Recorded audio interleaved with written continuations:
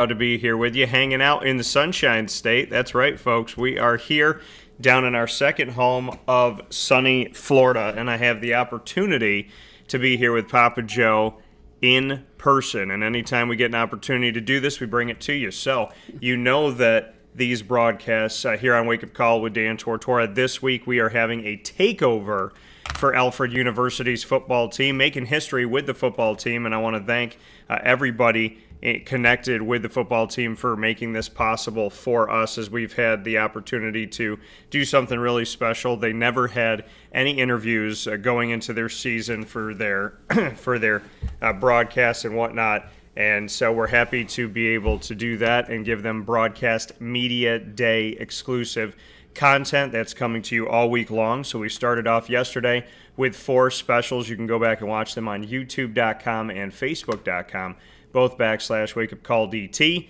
featuring offensive guard and captain Parker Evans, as well as center Nathaniel Nug Castellanos, and you saw offensive guard Gavin Bartholomew and offensive tackle Alex Royak.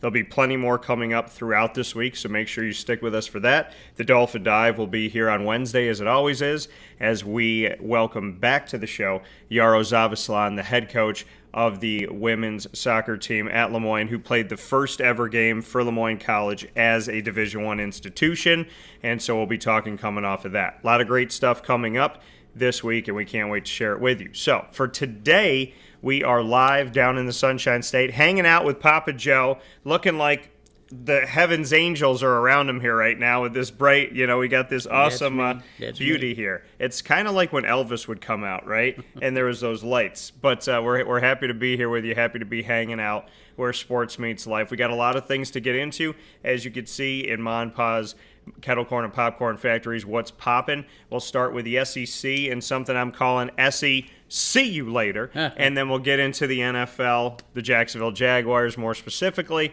and Major League Baseball. So however you're connected with the show this morning, we welcome you and we thank you for being here with us where sports meets life on Facebook.com /WakeUpCallDT, YouTube.com /WakeUpCallDT, and on WakeUpCallDT.podbean.com. PJ, how we doing? Oh, good. Wonderful. Wonderful. What are your thoughts coming off of the movie that we got to watch last night, which was called About My Father, featuring comedian Sebastian Maniscalco and Robert De Niro? Oh, De Niro was brilliant. I mean, he's had so many roles that I've watched over the years, and he makes me laugh. He's serious sometimes, too, but when he's got that little round sneer on his face, and that cracks me up, man. I tell you, he was funny last night, and it was a good show, and the cast was wonderful. Yeah, no, it was an awesome movie. We had a nice time to hang out with MT, and I said in the body of this video that you're all watching, this broadcast, and the audio that you're listening to around the world, that we are eating of this morning buffet of topics. And the reason why I said that is because as soon as this show's over, we will be dining at the Lando Lagoon with MT's pancakes. That's it. We cannot wait. So rush through the program. MT's got to be starting at about 10:30. She's probably going to make about 30 pancakes, and that'll be about it. Yeah, so excited to be here with y'all. And we're going to start with that conversation of the SE See You Later. And what I mean by that that I created here this morning for us is that the SEC, when it comes to college football, has been outside of Clemson in the ACC, has really just run away with things from year to year. And with all of this conference realignment and all of these things going on, I think one of the things that hasn't changed in conference realignment and what's to come in the future is that the SEC still is the top tier football conference, no matter how you look at it. True. I mean, some other pundits may argue the point that the Big Ten or the ACC or whatever, the West Coast, I don't even know what's going on the West Coast anymore. They try to rival it, but the only problem I have with the SEC is that they play each other too damn often. Yeah. And you have a real good team, a really, really good team. We may wind up having 2 losses. It's tough to go. I got a little schedule here, a strength of schedule. Yeah. It says teams in the SEC West always have a tough path, and that shows on this season's strength of schedule projections as we enter 2023. Take a look at the programs. You can find this on SEC Football News. Number 1 is Ole Miss. Yeah. Number 2 is Florida. Number 3 is Auburn. Number 4 comes in at 6, Arkansas. Then Tennessee at 7, South Carolina at 9, LSU 14, Texas A&M 15. Go all the way down the line here. Kentucky 16, Alabama 18, Missouri 19, Mississippi State 23, Vanderbilt 26, and Georgia is last in the SEC, ranked at 31st. And strength of schedule. Strength of schedule. Yeah. And it's going to be, I enjoyed it. Of course, I love watching the SEC football. I have it down here on my system down here, so I get to watch most all the games if I want to. And it doesn't seem that the rest of the country can ever catch up to these guys. Yeah. It's apparent to most football fans that the SEC, we're not blowing their smoke up here, folks. We're just giving you facts that the SEC is the most difficult league, period, in the country. And I know on several occasions you've prognosticated that the SEC may break off and have their own football league, which is probably not a bad idea. They got enough teams. Yeah. Next year will be Texas and Oklahoma, and who knows whatever else is going to happen. So if that's the way they want it, that's the way they want it. They got a huge TV deal, and you're going to watch. If you're going to watch college football, you're going to have to catch the SEC because that's just the way it is. I mean, there's no ifs, ands, and buts about it.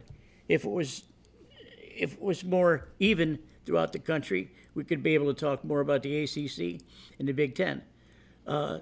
Notwithstanding some of the really good programs in the Big Ten, I just don't think that they're not even halfway up there. Michigan, Ohio State, Penn State. Other than those three guys, you don't see a lot of activity with some upsets. In the ACC, you got, of course, Florida State is going to be tops very soon, along with Clemson, NC State. So, notwithstanding those three schools, the rest of the conferences really look weak compared to the SEC. Yeah.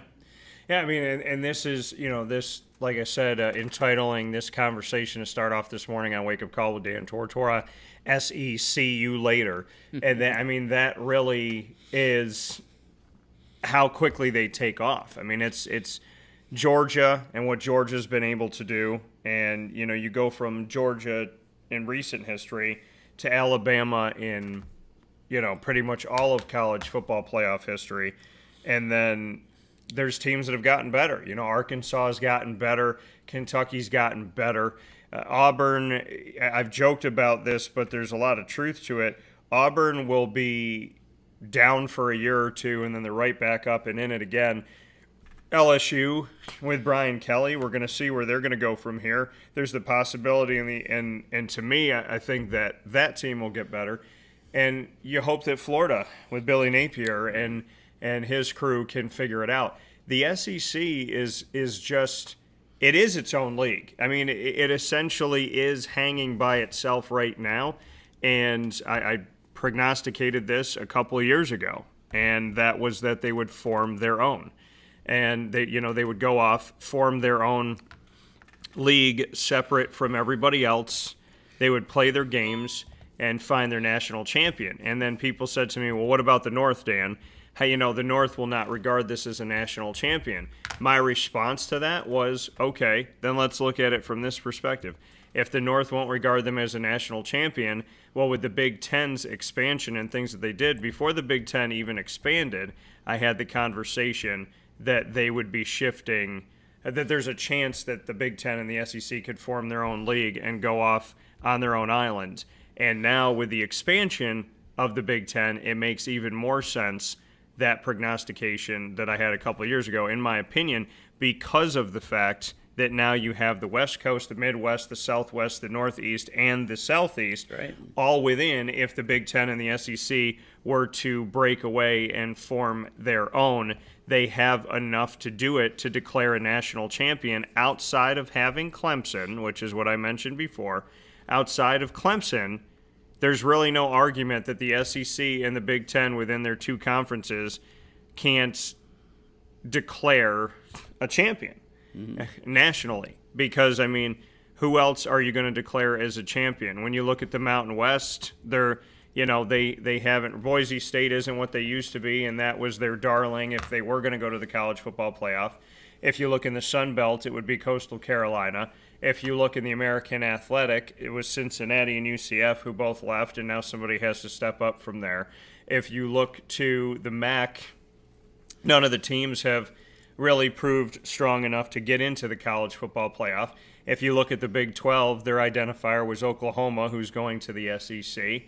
And if you look at the ACC, it's Clemson. So really, in Conference USA hasn't sent anybody, and there hasn't been anybody coming out of there that I think has made a big enough case to go to the college football playoff. So really, the college football playoff products, the ones that we think of, the Oklahomas, the Ohio States, the Michigans, the Clemsons, the Alabamas, the Georgias, they would all be within two conferences if Clemson moves. I don't think Notre Dame is the final piece like some people say. I think the final chip to fall in the SEC starting its own league and maybe the SEC Big Ten starting the league together is if Clemson leaves the ACC for the SEC. I think that is the end. I think that's the last I don't think it needs to fall, but if it does fall, I think there is no argument why the SEC doesn't form their own. I like the idea of Clemson and FSU joining the SECs. That would make it unbearable for the rest of the country. And folks, if you don't have to listen to what I say or what Dan says. All you got to do is watch a football game. I mean, I follow recruiting very, very closely because of obviously because of my Florida Gators. Yeah. Now, the teams recruit so good and so deep into the South that most of the lineups that you see from the SEC come from Louisiana, Georgia, Florida, South Carolina, somewhere around there, Arkansas. Texas comes into play here. Georgia, again, for I think the fourth year in a row, has the leading recruiting deal. Yeah. Second is I think it's Ohio State. Third is Florida. Fourth is Alabama. Fifth is Florida State. So, you look at how they recruit. You look at the kind of players that they bring in. They bring in 5 stars and 4 stars, which, you heard me before, I hate the star system. It gives these kids a more inflated ego that they don't need. They need to go to school, never mind the 5 and 4 star stuff. But that's all the teams, including the ones that are, shall we say, in a lower portion of the SEC, be it Vanderbilt or Mississippi State or Kentucky used to be, but they're all littered with 4 stars and 3 stars. Yeah. So the recruiting ground down here is so fertile that anyone can come in and recruit these players for any team. Miami has a very difficult time staying together with FSU and Florida on a recruiting way. There's a lot of players that want to stay home in Miami. They're from Miami or the surrounding area and play football for Miami if they can get into school. There's a lot of dissension, I think, around the country because of how strong the SEC is.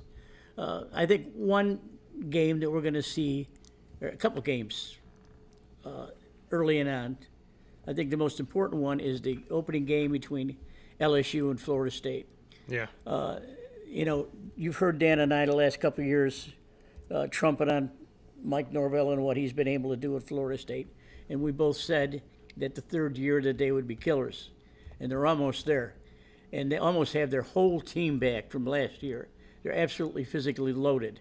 And Frank, I'm going to say this. I'm going to say right now that I think that this is going to be a beatdown on LSU. I don't know why Brian Kelly wanted to go from Notre Dame to LSU, but he's getting paid a lot of money to do it.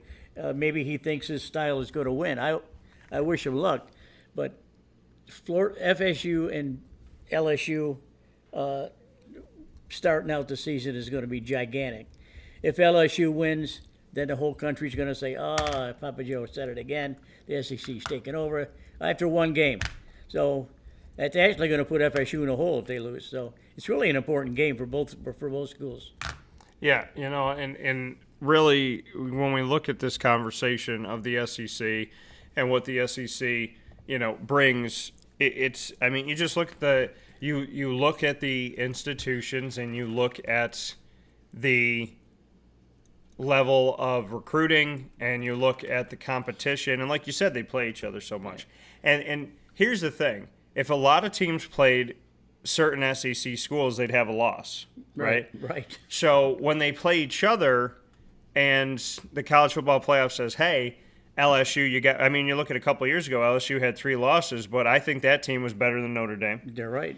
And you look at Tennessee last season, and Tennessee had a couple trip-ups toward the end of the season, one of them against South Carolina. But that Tennessee team, arguably, for more than a portion of the year, more than 1 week of last season, was the number 1 team in the nation. Right. And so we could have argued that Tennessee should have been in the college football playoff last year, and it could have looked better than some of these other matchups. Definitely looked better than, the Big Ten getting, at this point, getting 50% of the college football playoff, which is ridiculous to me. So, it really comes down to, and I think the SEC see you later moniker that I created for this morning is really off of the fact of saying the SEC doesn't get preferential treatment. The SEC is put in a place where, I don't want to say they don't get preferential treatment. I'm going to say they back it up. Like Alabama, every season when the college football playoff starts and there's 4 spots, one of those 4 spots says Alabama. Another one says SEC other. But they back it up. Yeah. They back it up. The Big Ten has Ohio State, Michigan, or both, that are within the college football. Like last year, it was like, well, we got to put in Ohio State and Michigan because nobody else is good enough. Like, we're forced to put them in. Right. You're not forced to put them in because the level of play most of the time in these games is just kind of laughable and stupid. Now, the Big Ten, because if you look at last year, the Big Ten beat the hell out of each other. And in the wins that Ohio State and Michigan had, the only top 25 wins were within their conference. And in those conference games, the teams were ranked high because the coaches poll, the college football playoff, and the AP poll decided to rank these teams like they always do. Mm-hmm. So were they necessarily beating a number 9 team in the country? No. They were beating a number 9 Big Ten team that was given that top 10 because they always are. Whereas the SEC, when you're playing a number 1 Alabama, they're probably number 1, number 2, number 3 in the country when you're playing them and they're ranked that high. Right. When you're playing a Georgia and they're ranked that high, they're pretty darn good. When you were playing Tennessee last year, pretty darn good. The difference between ranking the Big Ten nationally and ranking the SEC nationally is that the SEC backs it up. That's what I'm trying to say. Right, and I was talking about the recruiting rankings, and I was right about what I said. And if you look at the recruiting rankings, and this is how they look at every time, the last several years now, Georgia, they've been competitive or a national champion. Now, the NFL recognizes what Georgia does and Kirby Smart does down there, and including Alabama. They draft their kids. I think Georgia's entire defensive team was drafted last year, pretty close to it. And Georgia comes in, they got 26 commits, they got 4 5-stars and 17 4-stars. Now, some of these kids are going to play out already at a freshman, and that's what you get when you're trying to compete against these guys. Now, to Ohio State is number 2. Glad to see that. I want to see them do a little bit better. They got 4 5-stars and 14 4-stars, so they're competitive there. Florida's number 3 with a couple of 5 stars and 14 4 stars. Alabama has 2 5 stars and 11 4 stars. Florida State, 3 5 stars, 12 4 stars. Tennessee's coming in. Texas A&M, Michigan, LSU, Penn State. So out of the top 10, Ohio State, Michigan, and Penn State are out of the Big Ten. Now they're competitive nationally because they can recruit nationally, and they do. But the rest of the teams, there's one ACC team, that's Florida State. The rest of them are all SEC. There's Georgia, Florida, Alabama, Tennessee, Texas A&M, LSU. That's it in a nutshell, folks. Yeah. You got to know where these coaches are getting these players from, and there's a hotbed region here in Florida, of course, and in Texas.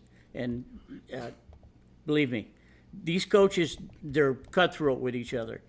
They say if a kid isn't enrolled in school, he's fair game, whether he's committed or not. Some of these kids have been committed for 2 years. Yeah. But Kirby Smart walks into the dining room there and sits down with Grandma and says, "We want to recruit your kid to Georgia."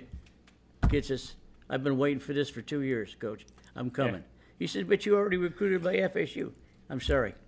I'm going to call FSU and tell them no, and I'm coming to Georgia." That's how strong things are. When Alabama does it, when they need to close a deal, Nick Saban will go visit Grandma at the kitchen table, and he'll say, "I'll take care of your son, sir. I'll be sure he studies. I'm sure he takes his test and he graduates. I make that to you." And that's the strength that they have. I mean, I want to see. Penn State doesn't have any 5 stars, but they have 16 4 stars, which is a good base to start. I always sort of refer back to Syracuse in their recruiting. Very rarely does Syracuse have a 5 star or 4 star, really. Yeah. Their entire team is made up of 3 stars. And your boy, Dino Babers, takes a good job with 3 stars, and they turn them into football players. But now these kids are coming around the country, and they got 4 and 5 years eligibility. You can go play. You can go play for someone getting your master's. So it makes a lot of sense. Then number 11 who comes in here is Notre Dame. Notre Dame, which doesn't have any 5 stars. It's got 14 4 stars. I think Brian Kelly leaving Notre Dame really hurts this squad. Don't care for it at all. It's too bad, but you got Auburn, Miami, Clemson's number 13. You got 2 5 stars and 10 4 stars. They only got 17 commits. Why? Because the rest of their squad is loaded. They still have eligible players. Southern Cal is supposed to be real hot with your boy Lincoln Riley over there. He's only got 15 commits. 10 of them are 4 stars, no 5 stars. But he's got that's returning. Because they're going in the transfer portal. And they're right. And of course, they got the reigning player of the year in Caleb Williams. So I want to see how well he's going to do against the Big Ten. But Big Ten is really noted for their defense. And I remember years ago when I was watching and listening to all the things that we talk about these days, is that Woody Hayes used to have 3 yards and a cloud of dust. That's Woody Hayes football at Ohio State. Very little passing, 3 yards and a cloud of dust.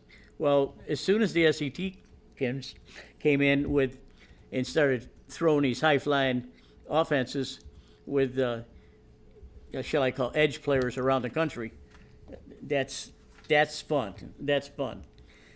Jimbo Fisher did a great job at FSU. Now he's at Texas A&M doing the same thing.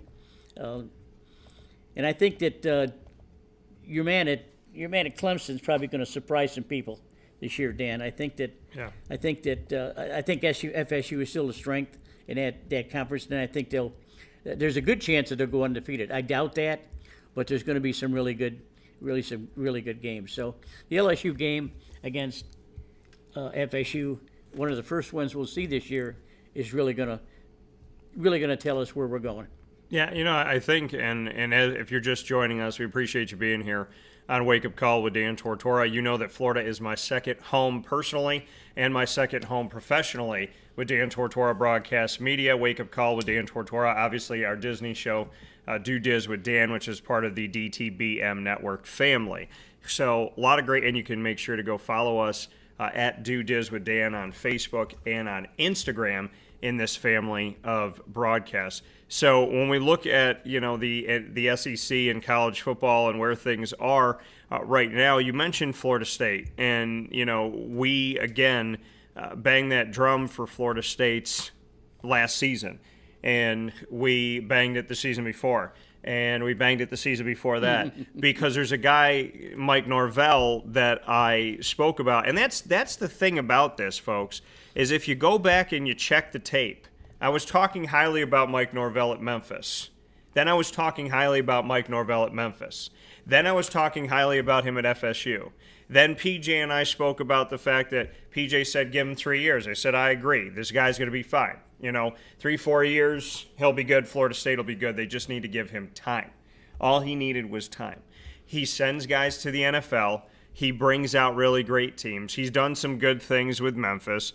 And so now this season, when you talked about Florida State potentially being undefeated, that first game that they have on neutral ground is going to be against LSU at 7:30 p.m. Eastern Time on Sunday, September 3rd on ABC. Now, it's on a Sunday, the first Sunday before an NFL Sunday, and it's going to be the Camping World kickoff right down here in Orlando, Florida. So we have another game. We saw LSU and Florida State last year.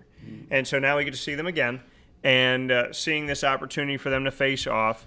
If they are to win this game, the next games that they play will again be against Southern Miss, who's now in the Sun Belt, at Boston College, which Boston College gave them hell in the past, and so we know that game is there. This game is going to be their first game on the road. Then they'll be at Clemson on Saturday, September 23rd, which is good for Florida State.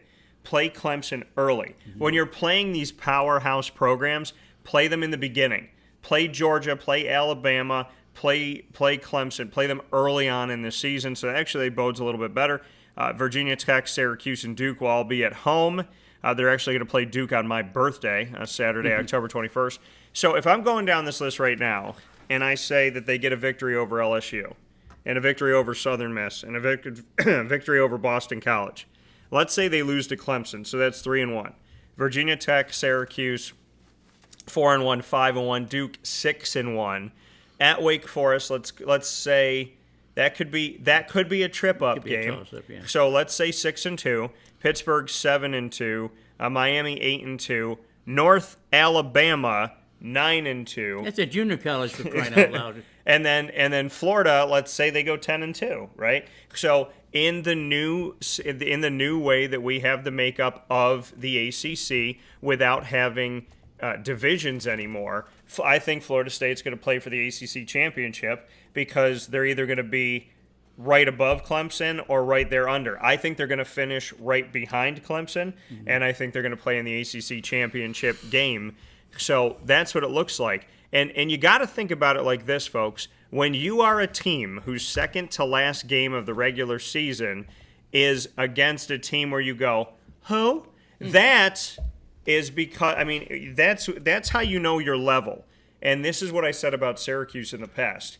If you're scheduled to be somebody's second to last game of the season, when Syracuse used to get scheduled by Notre Dame, that's cupcake week. That's right. The second to last week of the season for the SEC, for the really good ACC schools, and for like the Notre Dames, whatever the world, it's cupcake week. And cupcake week is that North Alabama week. And it's no disrespect to North Alabama. They're scheduled to be that game. And they get paid to do it, though, Right. Dan. Right. And it's not me trying to disrespect them in any way, shape, or form. They're scheduled to play those games. But what I'm using as the argument here is that when you are a school who has a game like that in your second to last week, you're stating where you are in the levels of college football. And the level of college football that Florida State is at is that they have Cupcake Week, which is usually what the SEC is having, and it's when Clemson plays Citadel. Yeah. So we had some thoughts that came in here. Greg wants to know an either or. Pancakes or waffles? Pancakes. Pancakes for me, too. Good job, Jack. Cannoli or eclair? Oh, no, gotta have cannolis. Well, we're Italian, so obviously y'all lost that one. I got that, too. Orange juice or apple juice? I gotta have orange juice. Orange juice for me, too, but I haven't been able to have it for a while, unfortunately. I think the whole country, or at least the teams that are not playing early, Yeah. they're going to be tuning in, and they're going to have all their coaches together. When LSU plays FSU, Dabo Swinney and everyone is going to be watching this game. Yeah. They're going to see just how good these two teams are. If it's a route one way or the other, then they know which direction they're going. If LSU happens to win that game, I don't think they will, but if they have to win that game, then they're going to be a force in the SEC West. If FSU wins, if FSU wins, they could very well run the gamut if they beat Clemson. Well, Look, I read an awful lot of sports, and I try to keep it all in my mind. I don't know how I can figure these things out, but my head's going to explode most of the time. Mary says, "Get away from the computer for a while, walk around or something like that," and she's right. That's what I see. I listen and I read. I listen to other pundits and I read what they say about FSU. And folks, I'm telling you, the team is loaded. Yeah. They're ready to go, and they're going to be absolutely awesome when they play LSU. I don't see. Brian Kelly's a hell of a coach. I can't. I knocked him a lot at Notre Dame, mainly because he just didn't have enough good players. I mean, he was always in the top 10 recruiting, but he just wasn't good enough, And look at the LSU faithful are going to come out strong for him in this game, but if he loses this game, and especially if he gets routed, that's going to be a problem. Years ago, when Bobby Bowden was coaching Florida State, he was really one of the first coaches in the country that started to use speed. And I remember him saying, he says, folks, you can't coach speed. You either have it or you don't. So he would recruit fast players. And you hear me saying all the time, I says, how the SEC plays fast. Not going up to the line of scrimmage and hiking the ball in 20 seconds. They play fast because all their athletes are that good. They're that fast. On the defense, the defensive backs can rush to the line of scrimmage in a couple of seconds. Yeah. And it's ridiculous how much speed they have. So now, here we are. And again, Georgia's leading the pack, and the rest of the country's trying to catch up. And are they recruiting speed, the way Dan and I always fuss at? Are they recruiting enough speed to beat someone like FSU or Florida or Alabama? Yeah. Well, and that's the thing is, and like you said, it's not the speed of running up to the line, hiking the ball fast, no huddle type offense. It's the speed of if they line up against you and you want to try and take them down the field. We saw it with Syracuse when they first came into the ACC, going up against Clemson and Florida State. The guys would line up, and they would just blow by them. It was like the first play in the Dome when Clemson came into the Dome, and it was literally a single coverage, deep route, toss, and the guy just got outran. Now Syracuse has gotten a lot better. The secondary's gotten a lot better. I respect a lot of the things that they've done. I think the 3-3-5 is working, and I actually think Syracuse has found a system. But before all of this, it took time because the ACC was providing more speed. We got some other thoughts that came in here. Kenneth said, I agree, Clemson, Florida State, North Carolina, NC State will go to the SEC. They'll call it a wrap. SEC is huge in North Carolina. They want this market. They'll get it. See, the only thing, and I agree with what Greg said here in response here, Greg said, got to think UNC and Duke are essentially connected at the hip and are a package deal. People that keep including North Carolina in leaving the ACC for the SEC or for the Big Ten doesn't make as much sense to me. You want to sneak on MT? So it doesn't make as much sense to me that North Carolina would leave without Duke. Now, I know that Duke is known for being the, high-class Ivy League institution for education. The Stanford of the South. Right. But the reality is, who is North Carolina without Duke? Who are Duke without North Carolina? I think if North Carolina goes to the Big Ten without Duke, they lose their identity. Yeah. I think if they go to the SEC, they might keep that some type of identity because of the North Carolina-South Carolina rivalry. But I feel like North Carolina and Duke, they have to go together. And somebody would argue with me and say, well, Dan, Syracuse and Georgetown didn't have to go together. And my argument back to you is that Georgetown doesn't have a Division I AFBS football team. If they did, then I don't think Syracuse and Georgetown would have separated.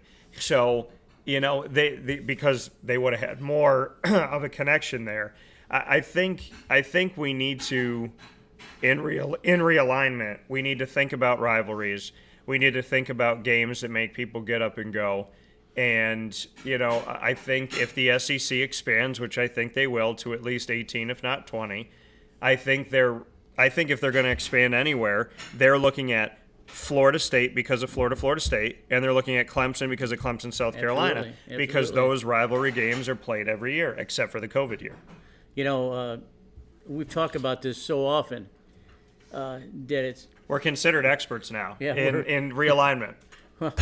Well, it is radical thinking, and you know what? We're going to be called the disseminating doctors, the realignment doctors. Well, it is radical thinking, but it's a possibility.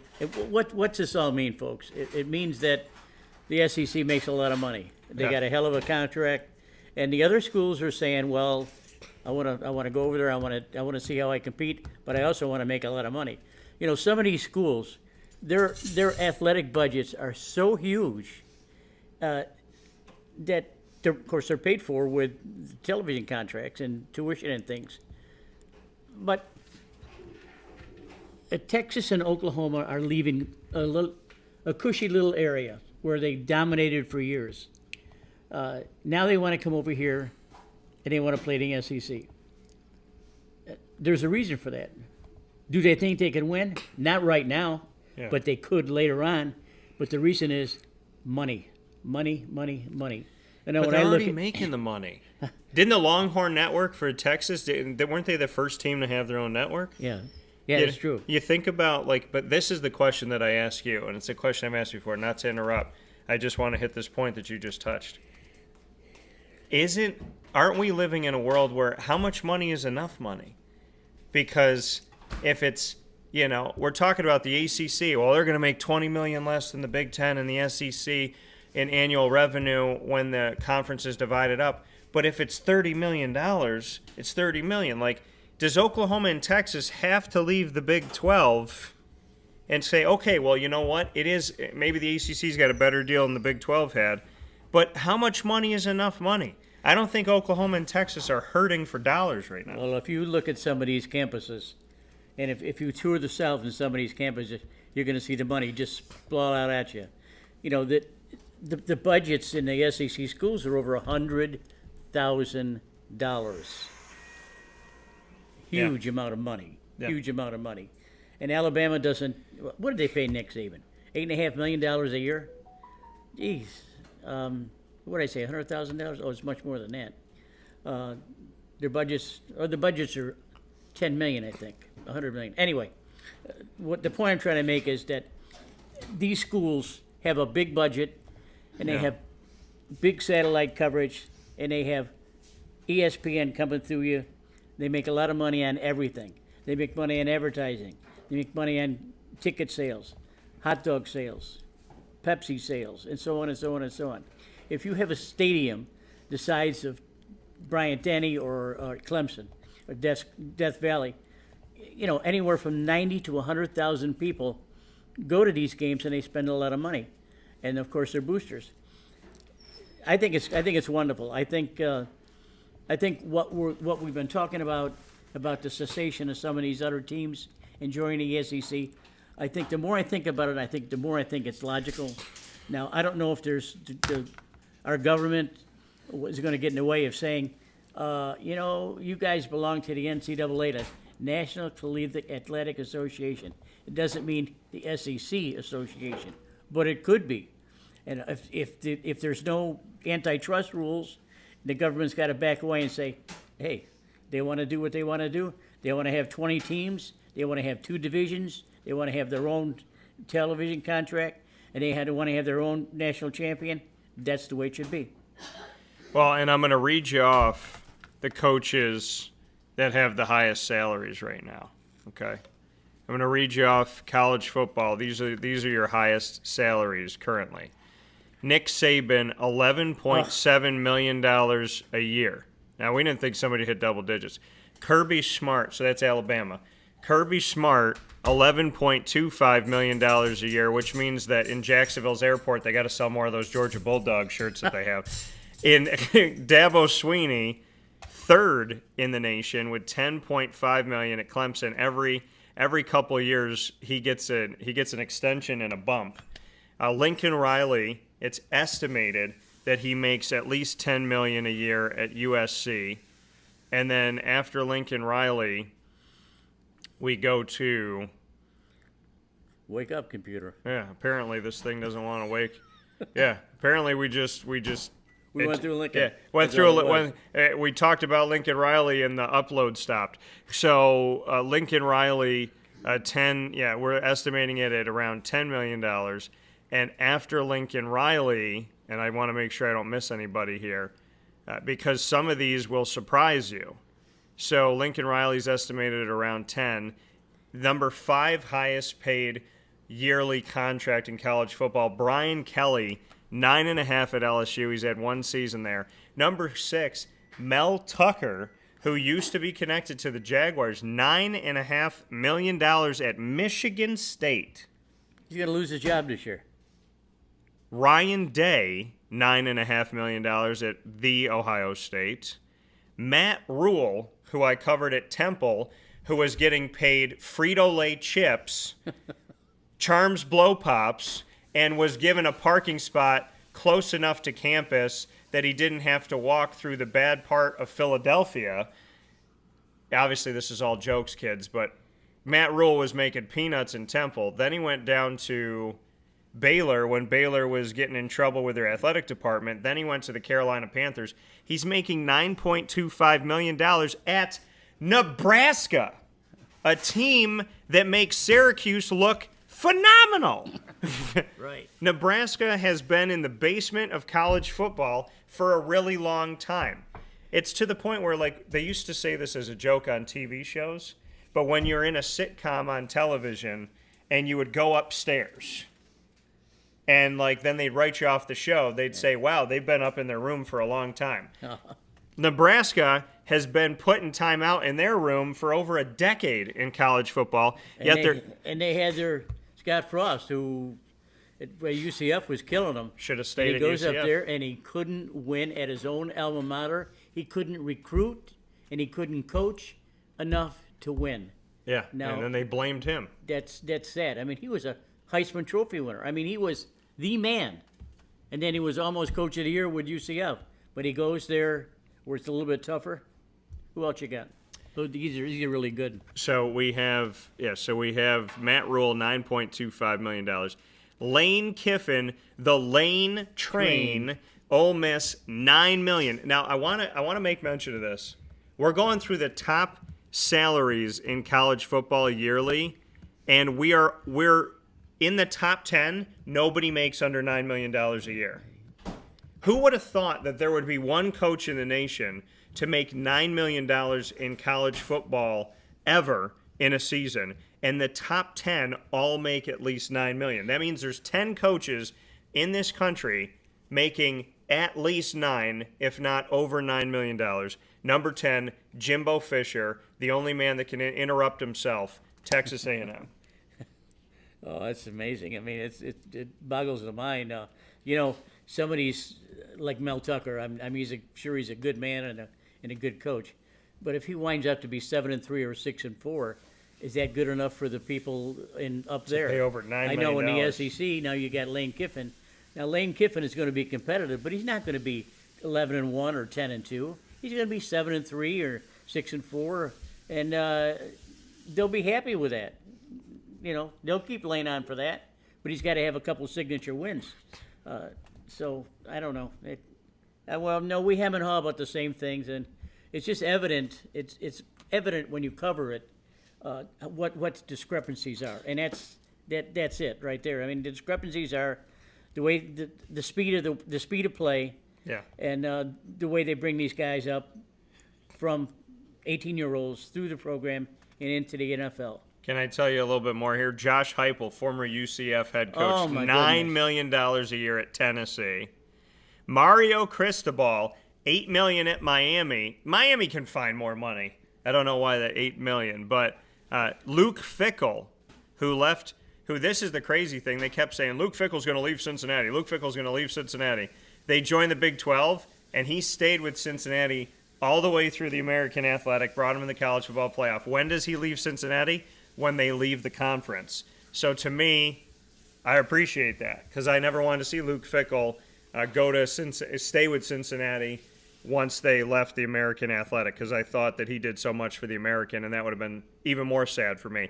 Luke Fickell, $7.8 million at Wisconsin, hasn't coached a game there yet. Jim Harbaugh, who's suspended as of today or yesterday. 3 games. $7.05 million at Michigan. He won't be there next year. But think about this. He's making at least $2 million less, or he's making over $1 million less a year than Mel Tucker at Michigan State. Wow. And Michigan State, I mean, come on. James Franklin, $7 million at Penn State.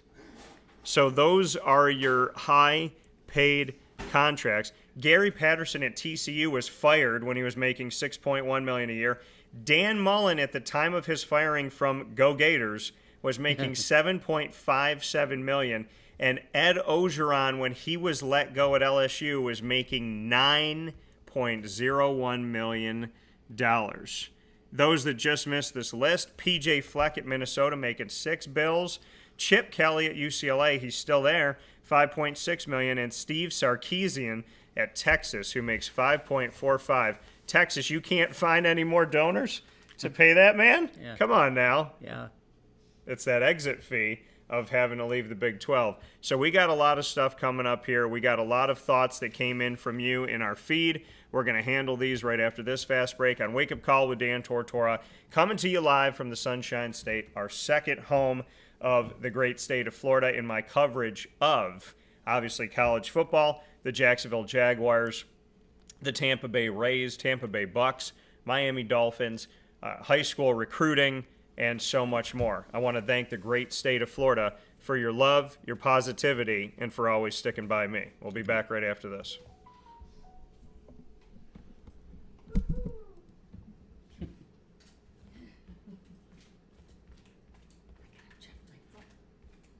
Somebody's been texting me. And we want to apologize here, folks, as we were looking to bring you this commercial, and instead I'll do live for you. So we're happy to. Carvel DeWitt, it's what happy tastes like. Do you know why? Because we make ice cream. Creamy, rich, flavorful ice cream. Not yogurt or iced milk like some of our competitors. Ice cream. Fresh, by hand, daily. For the calorie conscious, we have something new for you. Our new Carvelite. Same great flavor, creaminess, and texture of our regular ice cream with only 35 calories an ounce. So whether you want an ice cream cake, flying saucer, dasher, carvalanche, hard or soft ice cream, we will satisfy your craving with our fresh, handmade regular or new Carvelite ice cream. Carvel DeWitt, it's what happy tastes like. This is Jimmer Sikowski, owner-operator of Chick-fil-A Cicero, 7916 Brewerton Road in Cicero, right in front of the Home Depot. I had a deep feeling that God wanted me to do something bigger with my life and to help people, help others. I kept putting Chick-fil-A in my life, and I realized as I was going through the franchise selection process that positively impacting the lives of others was really core to what we do here at Chick-fil-A. First of all, it starts with the food. The food is brought in fresh daily. We bring in local produce. We prepare to order in the kitchen. We hand bread our chicken. We hand spin our milkshakes. It's great food. It doesn't taste like fast food. I think the second thing is the way people feel when they come in a Chick-fil-A restaurant. It's different.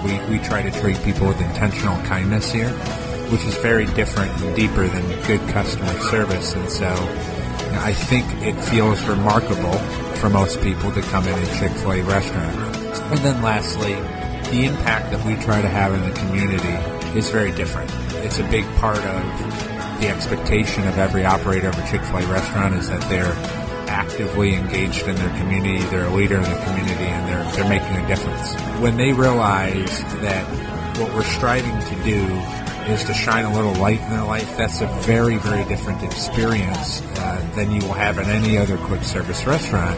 And it's that remarkable experience that I think people will emotionally connect with.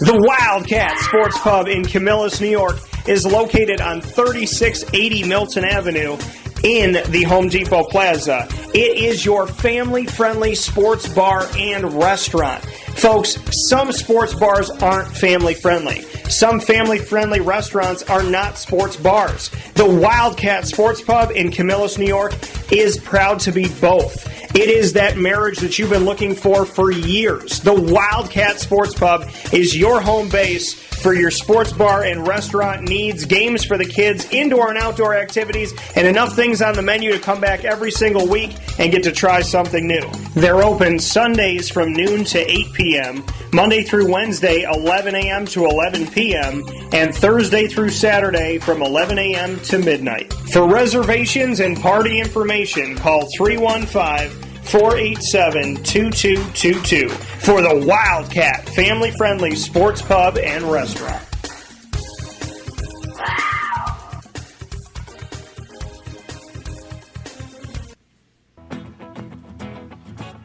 Hi, this is Amy from Mother's Cupboard, home of the whole frittata. We are open daily 6 a.m. to 1:30 p.m. For takeout orders, call 315-432-0942 and tune in to Wake Up Call with Dan Tortora for our monthly food challenge and try our Wake Up Call signature menu item available 7 days a week. Here at Mother's Cupboard, we are Central New York, and it's our honor to serve you. Ma and Pa's Kettle Corn and Popcorn Factory remind us that every day is worth celebrating. Find them at 201 Old 7th North Street in Liverpool, New York. Open Monday through Saturday in-store and all the time online at maandpaspopcorn.com. Serving our Central New York community and beyond, you can order all throughout the country at maandpaspopcorn.com. And remember to get your tins, which have in-store half-price refills forever.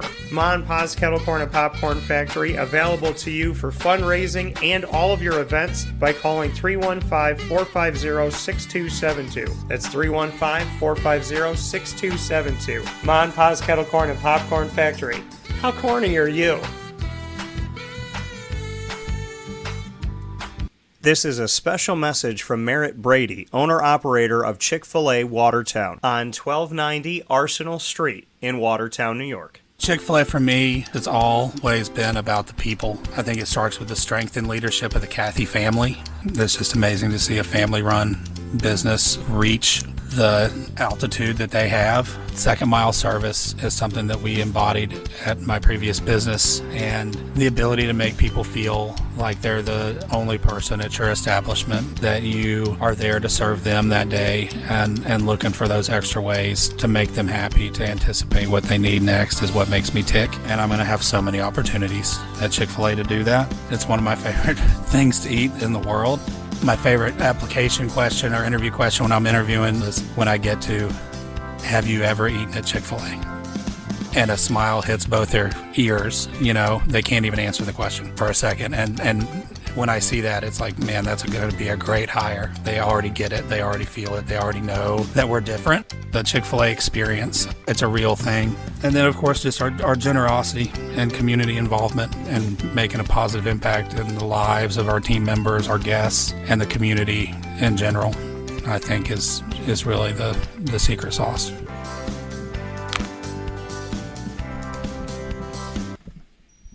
And a welcome back here to Wake Up Call with Dan Tortora, here where sports truly meets that thing called life. And we're here with PJ hanging out here in the wonderful, beautiful, sunny Florida. So we're happy to be here with you. You can see the sun behind PJ that's giving him that glow that he has here right now. So It's too hot, Daniel.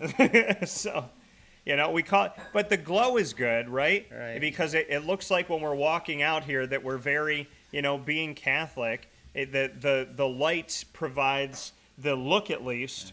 That's it's like you feel like there should be some type of The only choir glow of around here angels is coming. Mary T. Daniel. Yeah, MT's got the glow, so maybe that's why she brings it with you. That's why we have it here today. So the discussion of we got a question that came in of who's won the most games all time in Notre Dame history. That's Brian Kelly, 106 wins and 39 losses, mind you, more than Lou Holtz. More than Frank Leahy. The most. Does that surprise you that Brian Kelly has the most Notre Dame wins for football? No, because they play more games. Back when Era Procedure was playing, they played 9 or 10 games. Now they play 12 or 13. Gives a guy a chance to do that. Yeah. That's an impressive roster. And if you look at Brian Kelly's record, and he wants to leave. He had a hell of a record, Yeah. and he's leaving to go from the frying pan into the fire. And let's face it, the LSU fans love Coach O. Now, Yeah. Coach O was a born and bred Louisiana boy. He was a Cajun boy all the way through. But you know what? He didn't win enough in his own home state.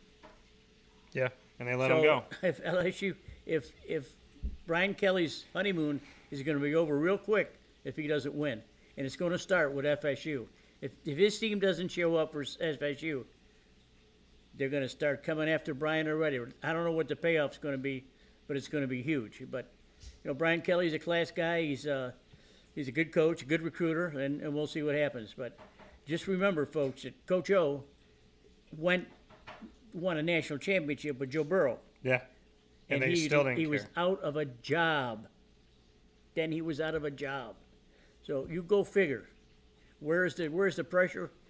Where's the pressure? Why would Lane Kiffin leave he's always had cushy jobs, but he's always what should I say? He's so radical. Yeah. That some of the stuff that he does, it's fun to watch. I mean, he likes the air raid offense, and he'll use that probably. Lane Kiffin could be 7-3 or 8-3 or 7-4 or something like that, and I think he'll keep his job. But he's not going to win any more games than that. I mean, he's going up against the best in the country, and that's him though. He wants to try to do it. That's fine. I mean, I want to see him. I want to see his teams play because he's so crazy. I love him. Yeah. And I have my lane cut. Mayor, do I have my lane cut mug? I got PJ a Lane Train mug that he has here in the house. So Look at these records. yeah, the records are nuts. Look at 105-12 for Newt Rockley. Yeah. 105, 12 and 5. Lou Holtz 130-2. Incredible. So, we can say that Brian Kelly has the most wins, but he also has many more losses than the other guys that are here with him on the list. True. And again, playing more games. And the difference in college football. Alabama wasn't what they were. Now what they are now is not what, they had been. And Clemson, obviously, there's teams that they faced off against that are a lot better now that were not the power teams in the past when these other coaches were coaching. So college football more about a big money business than it ever was. Recruiting's directly tied to resources and money. Yep. Go Gators. We got from Kenneth. I'm an ECU and UF alum. Spent a lot of time growing up in Ocala with my grandparents. Hoping to see the Gators in Raleigh or Chapel Hill someday in the SEC. Greg said, any guesses on who has the most wins as a head coach? Oh, that's what I was referring to. Kenneth said it's definitely a tough choice for North Carolina in terms of Duke. I could see North Carolina and Duke go to the Big Ten. I could see that. NC State has an SEC feel, so I could see them there. Definitely more than some other teams, I agree. The legislature just wants to make sure both UNC and NC State are taken care of. And then we had Rule is still getting paid from his 7-year deal from the Panthers. So on top of all that money that Matt Rule is making money on money. Just like when Deion Sanders retired from the NFL, Deion was still getting paid from the Cowboys and Washington at the same time, which is crazy. Got a good agent. A lot of stuff going on here, a lot of stuff to talk about. The SEC you later continues here, folks, and we'll see what it looks like when we go into the season. Let's step into the NFL, go to the pro ranks, PJ. Yep, I got it. And as we look at the NFL, there's a lot of storylines stepping forward. And these storylines that we have here in NFL play put us in a situation where this season, every season, the beauty of the beginning of the season is the fact that we don't know what's going to happen. We step into this thinking what teams are contenders, pretenders, eventually we find out. But there's something that happened here recently that I'm very thrown by, and that is the fact that my good buddy, DeAndre Smith, who was coaching Saquon Barkley and the running backs for the Giants last season, went to the Colts in the offseason and is now coaching Jonathan Taylor and the running backs with Indianapolis. However, as of very recently as yesterday, Jonathan Taylor has been granted permission by the Colts to leave the team and seek a trade. Now, the team is looking for a first-round draft pick or a collection of picks that equate to one, which is allegedly what they're out here looking for. Now, no offer materialized as of Monday evening, but we're looking at potential deals for the 2021 NFL rushing champion, Jonathan Taylor. Now, the parties involved are looking to settle a 3-week standoff which began when Taylor reported to training camp on July 25th, who's entering the final year of his rookie contract, believe it or not. Taylor is 24 years old, and this, to me, plays into a bigger issue that is going on in the NFL, which is the NFL owners have taken a stand, seemingly together, of not wanting to pay the position of running back. We've seen it with Derrick Henry. We've seen it with Dalvin Cook. We have seen it with Ezekiel Elliott. And now we're seeing it with Jonathan Taylor. The arguable best and most productive running backs in the NFL are getting the royal shaft from NFL owners. PJ, what is going on with this current epidemic of NFL owners taking not their best running back, but some of the best running backs in the entire country and taking a stand at not paying the Dalvin Cooks, the Jonathan Taylors, the Derrick Henrys, and the Ezekiel Elliott's long-term contracts? Yeah, it's pretty sad, but I can equate that by saying the NFL offenses now are so wide open that they don't need a guy to run 20 times a game, 5 yards the play for 100 yards. They don't need that anymore. They flare them out, they screen them, they do whatever thing. They don't need. They can have a collection of good, solid running backs to do the same as one big one. Now that's just my opinion. I can see Ezekiel Elliott is extraordinarily talented, but Jerry Jones's offense down there just didn't fit him too well. I thought he did a good job down there, but you don't need. Look at Derrick Henry is the only running back right now that can carry a team on his back, and he's a big back. He's 6'4", 240 pounds, runs like the wind, hits like a linebacker, and if you want to play ball control, you use Derrick Henry. If that's the way Tennessee wants to play, fine. If not, they're going to spread the ball out. They don't need Derrick Henry that much. And the same with Dalvin Cook and the rest of these guys. If the running backs that just signed just last week are also in the end of their, not end of their careers, but leaning towards the end of their careers. They're high 20s maybe, or mid 20s, and they're not as productive as they were. I don't know how I can say this gracefully, but let's face it. In the NFL, if you get 4 years out of running back, that's fine. That's what these guys equate this with. They say, I don't want to pay a top running back any more than 4 years. All the ones we've talked about are gone, except for Derrick Henry. But we look at this from last season. Josh Jacobs was under contract with the Raiders, and the Raiders refused to pick up his final year option. He responded by leading the NFL with 1,653 yards. Derrick Henry last season, with a haphazard Titans offense and overall team that underperformed, had 1,538 yards. Saquon Barkley was fourth and has a one-year deal this year for $10 million, and he had 1,312 yards. Miles Sanders is no longer on the Eagles, and he had 1,269 yards. Dalvin Cook had 1,173 and is given a short-term contract. So when we look at, and I obviously didn't name them all because we're talking about certain players that are not under contract or under contract for a one-year deal. These guys, now, first and foremost, to get a 1,000-yard back in the NFL a few years ago used to be one or two guys. That's right. This past season, 16 players in the NFL had 1,000 yards rushing. One of them being a quarterback, Justin Fields. Too many games, and you don't have to run 100 yards. Right. So if you get 1,000 yards in 60 games, figure that out with your pencils, folks. It doesn't take a mental giant to figure out, I gained 1,000 yards last year. Well, how many yards did you get after the line of scrimmage? Right. How many yards did you get between the tackles? They can't answer that question. So if you have 15 Over here a little bit. 15 carries Yep. times 6 yards a carry, what's 90 yards? Where's that going? They're not there anymore. The offenses are not using that kind of running back. Why? Because they kill them. After 3 or 4 years, they're dead.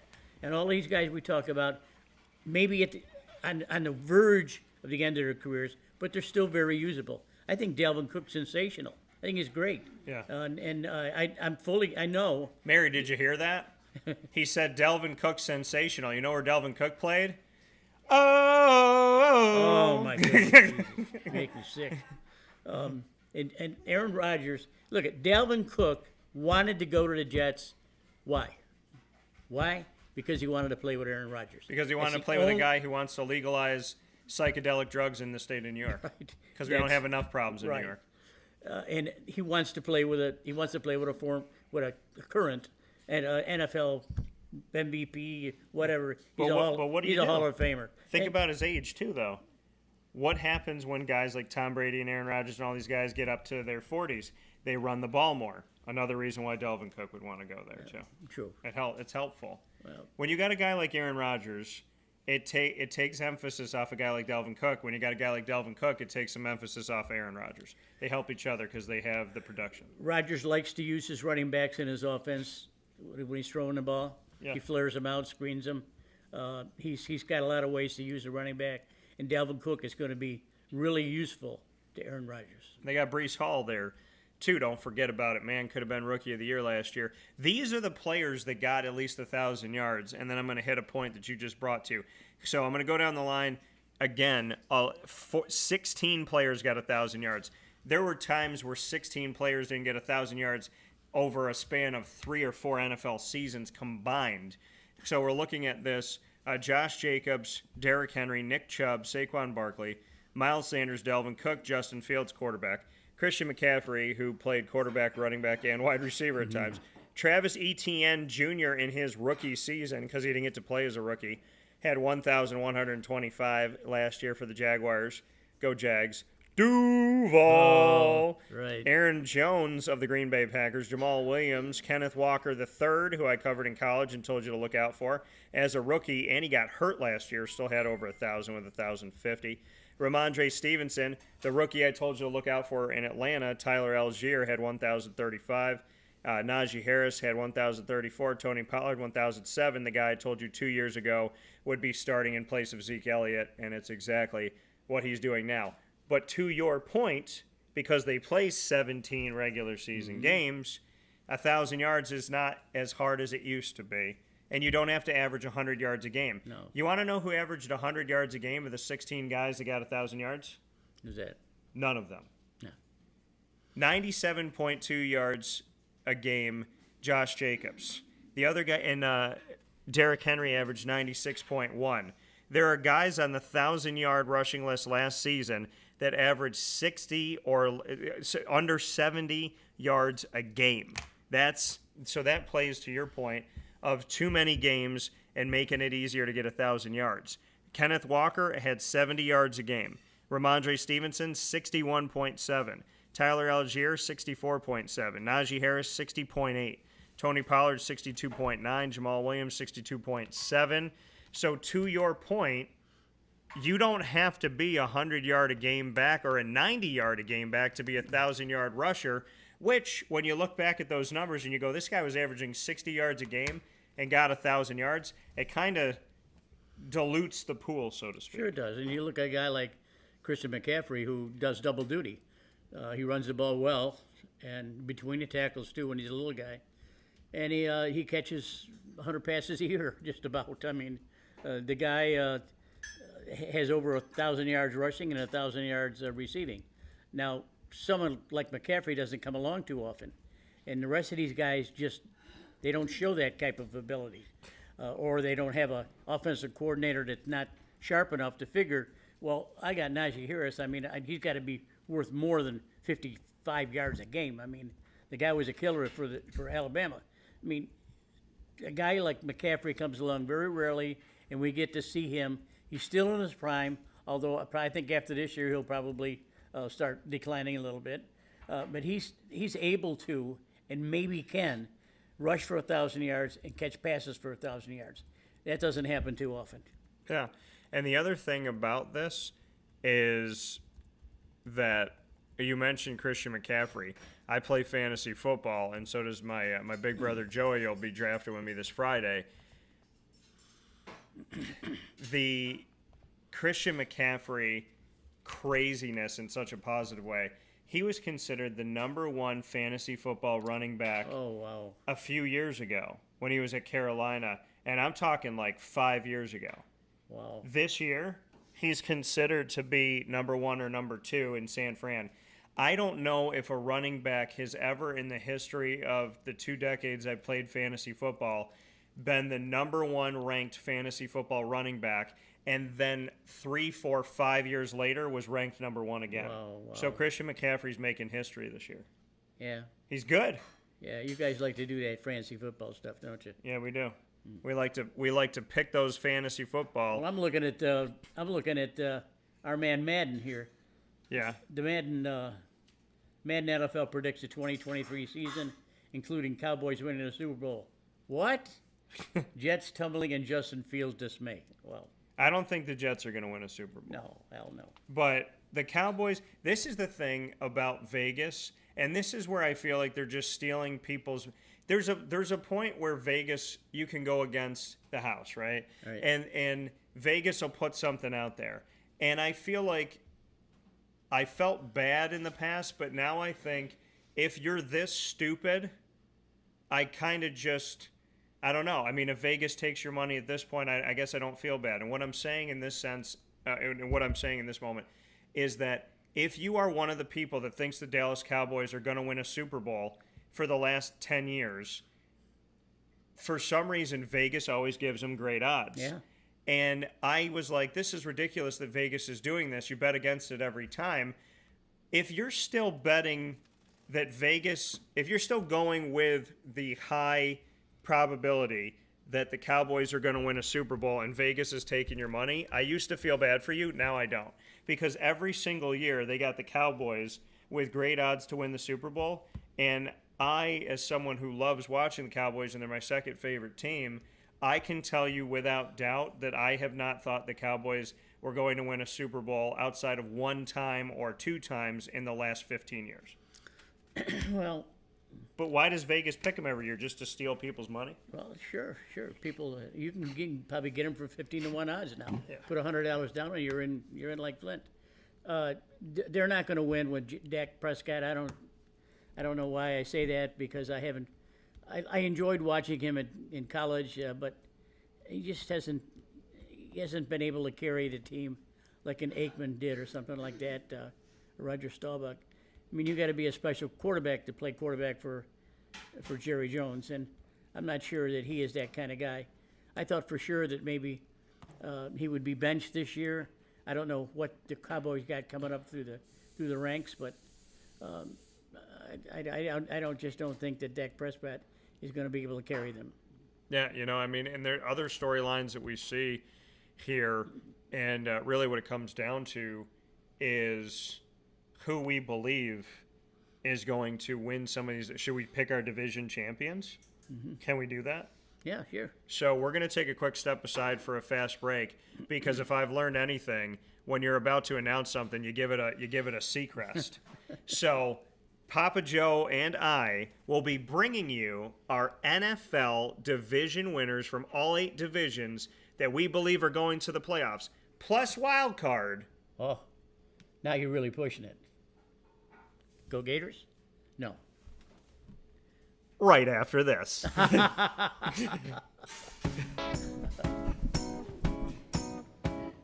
In these unique times, there are those in our community that give us a sense of normalcy and positivity. Pizza Man on 50 Oswego Street in Baldwinsville has been here for you for over 35 years and is here now.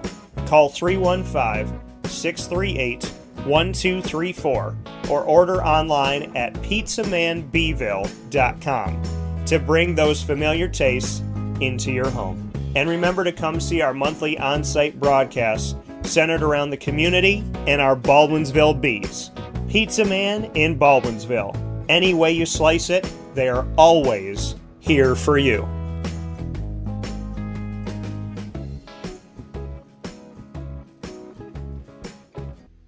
I'm George Townsend of Honda City with some good advice when buying a new car. The true cost of owning a new car is determined by the appraised value when you trade it. No vehicle appraises higher than a Honda. Next, look for low APRs and deep discounts. You also want low maintenance costs and great fuel economy. That's why my advice to you is to buy a new Honda. Looking pre-owned, visit our Honda Certified Used Car Center. Honda City, 7140 Henry Clay Boulevard, Liverpool, or HondaCity-CNY.com. It would be a pity if you don't shop at Honda City. Our corporate purpose at Chick-fil-A is to glorify God by being faithful stewards of all that's entrusted to us and to positively influence all those who come in contact with Chick-fil-A. And what became increasingly clear from our success in Cicero is that people love Chick-fil-A. And also I think we recognized that, we had a great opportunity to grow the brand and grow our platform. I felt incredibly grateful when I was selected to be a Chick-fil-A operator. I think what it's meant for me, what I've come to realize on a very deep level is that this is a calling for me. It's not a career, it's not a job. The Lord called me to be a Chick-fil-A operator and to use these restaurants to glorify Him and to positively influence other people. I'm blessed. I'm very blessed. Head to Chick-fil-A Clay on 3974 State Route 31 in Liverpool, New York.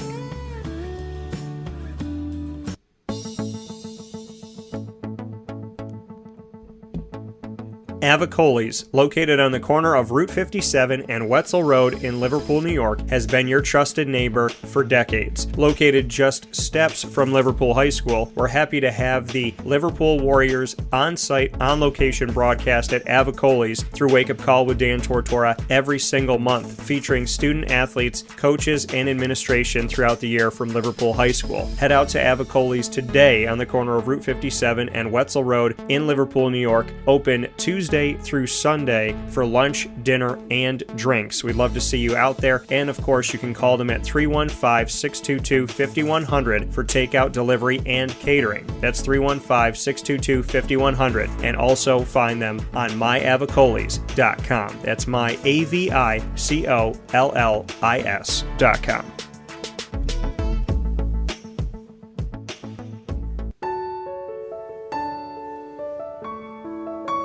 Having peace of mind when you're out of town that your furry-loving friend is safe and sound means taking them to Canine Campground, because we all know that when it comes to the love of our pets, it goes well beyond the call of duty to make sure they're safe and sound. Right, Lily? So take a ride to 242 Johnson Street in East Syracuse, New York, and see Canine Campground and where your dog will be staying, in the classic cabin, the executive cabin, the grand cabin, or of course the luxury cabin, because if you know Lily, you know she loves luxury. Now you don't have to wait to the last minute to find a family member or a friend that'll take your dog for a few days. Call Canine Campground at 315-299-4013. That's 315-299-4013. Their drop-off and pickup times are Monday through Sunday. Check K9campground.com for more information. That's the letter K, the number 9, and campground spelled with a K.com. K9campground.com. When you're going out of town, bring your dog to Canine Campground.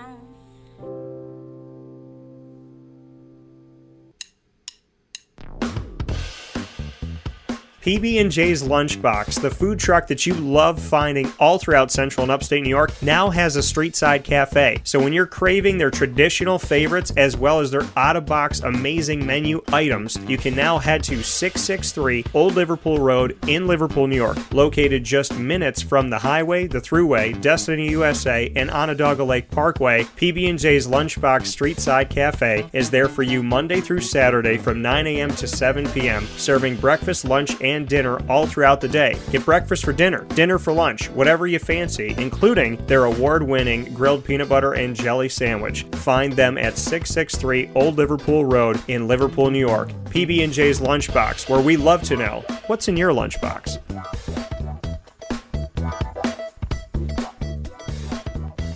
This is a special message from 317 at Montgomery restaurant owner Joel Carpenter. Open Tuesday through Saturday for your dining pleasure on 317 Montgomery Street in Syracuse, New York. We wanted to be a part of the resurgence of Syracuse. We saw a lot of money being put into bringing people back downtown and thought that, we'd like to be a part of that.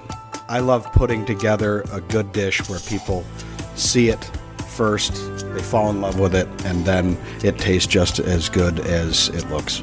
We want to provide the best food in Syracuse that we possibly can, and we want you to leave here talking to your family, your friends about what you had to eat first and foremost, but also our service, and to walk out feeling like you're part of our family.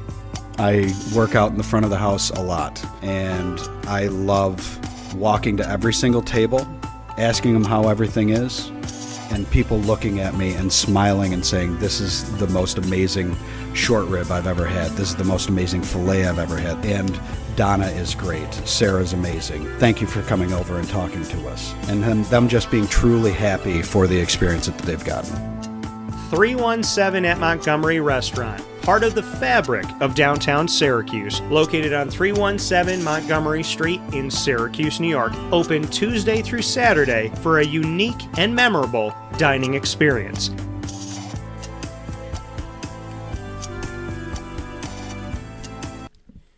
Welcome back here to Wake Up Call with Dan Tortora, coming to you from the Sunshine State, hanging out with you where sports meets life. We got Papa Joe with us here on Wake Up Call with Dan Tortora, typically with us on Thursdays, but he is here with me today on a Tuesday as we have the Alfred University Saxons football takeover happening all week long. So PJ's with me here on Tuesday, and it's now time for us to break down and give our predictions for the entire NFL, the four divisional winners of the AFC, 4 of the NFC, and our 3 wild card teams from each.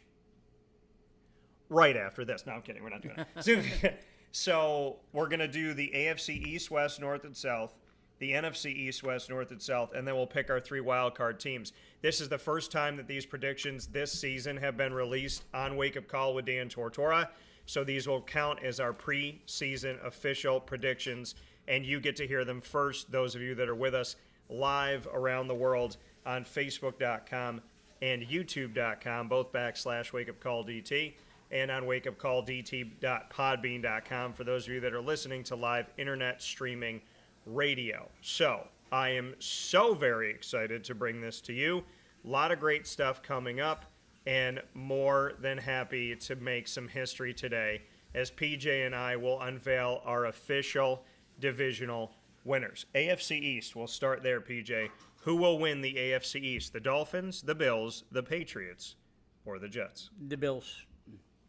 So PJ says Bills for the AFC East. I also say Bills for the AFC East. I got to make a comment. Yes, sir.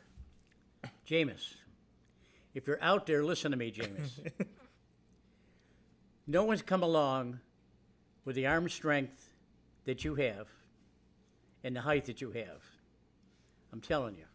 There's a lot of guys that are tall and strong like you. They play a lot better. Josh Allen is one of those guys.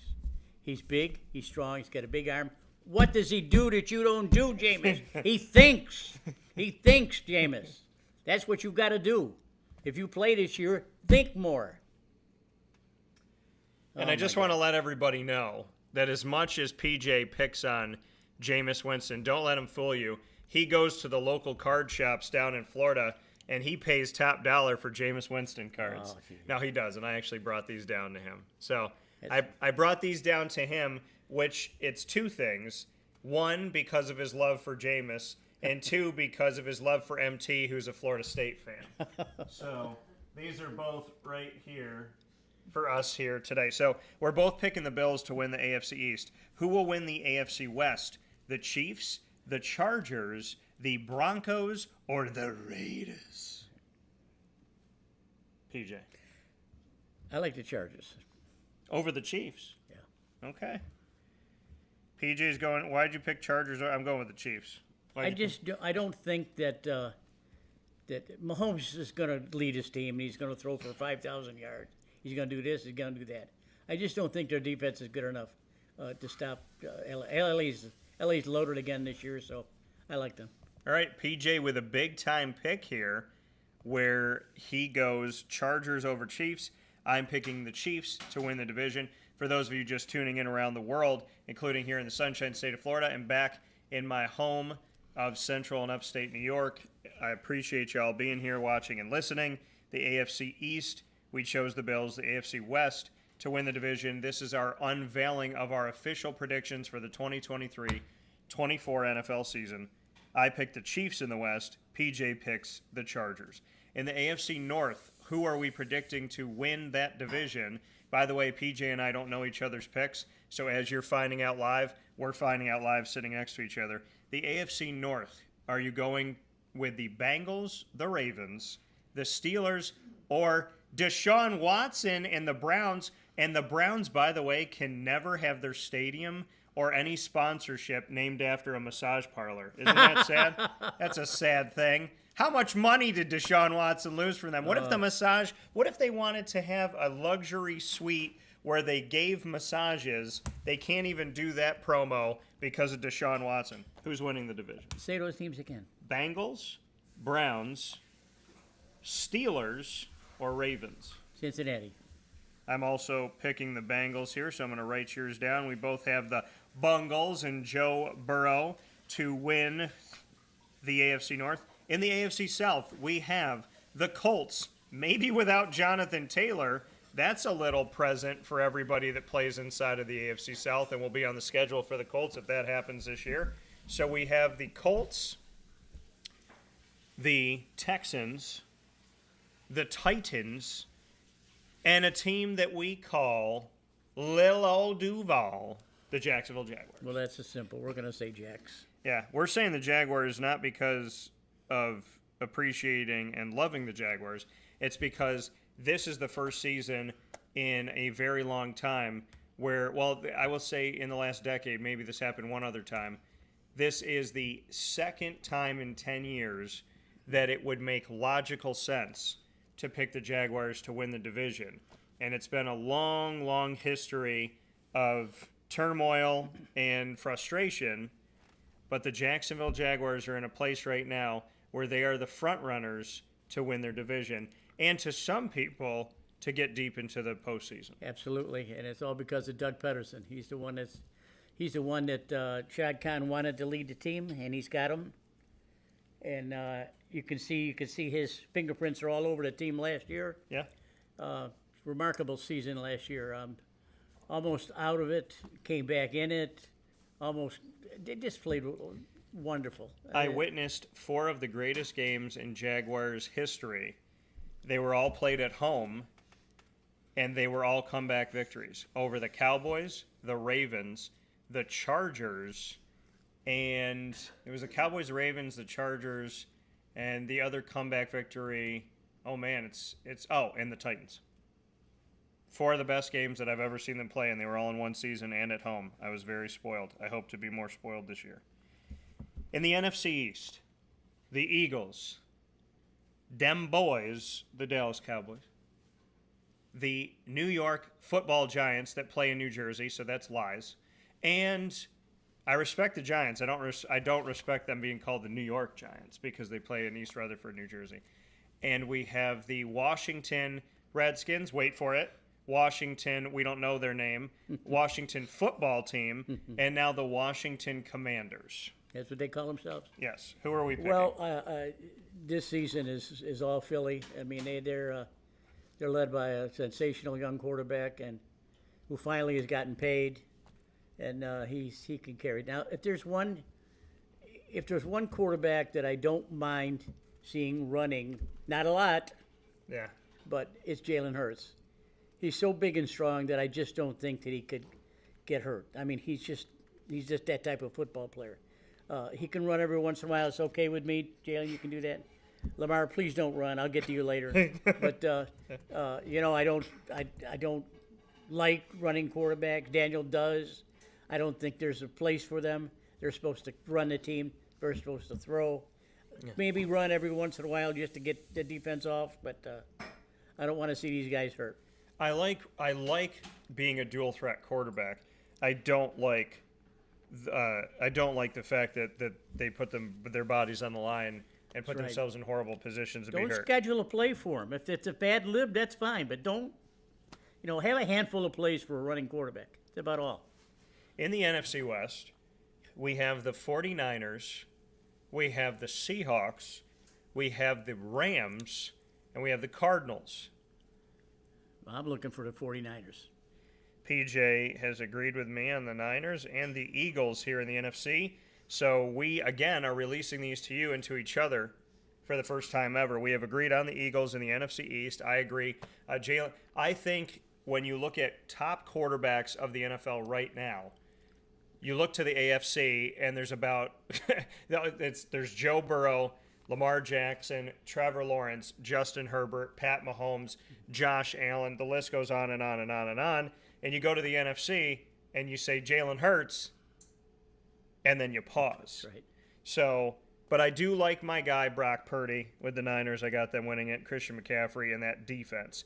In the NFC North, your choices are the Packers, the Lions, the Bears, or the Vikings. And Mary does not have earmuffs on, so she will hear this pick. This is a terrible division this year. Of course, any other year I would say the Packers with Aaron Rodgers there. Yeah. But I think I'm looking more toward the Lions. I think that Jared Goff certainly was a much better quarterback than he's shown, and I think he's going to be good.